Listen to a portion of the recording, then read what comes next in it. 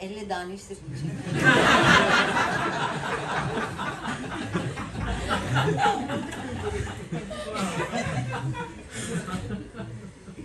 गलत जगह हाथ डाल लिया ना उन्होंने यही चाहा था कि मैं रकासा ना होती।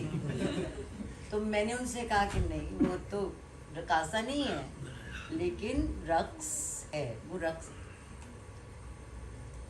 ये क्या, वो मुझे नहीं पता क्या होती, पहले दानिश को पता है।